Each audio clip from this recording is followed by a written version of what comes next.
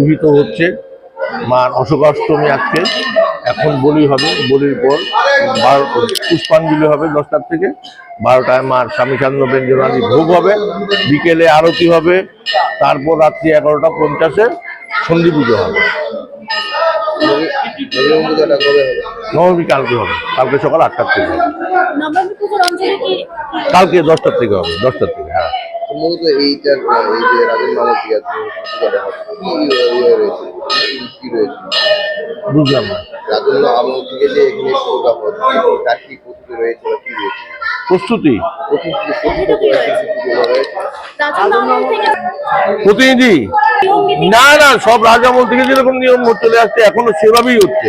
ওদের রাজপন্তপুরে যে থাকেন বর্তমানে যিনি আছে ওনার নামের সংকল্প হয়।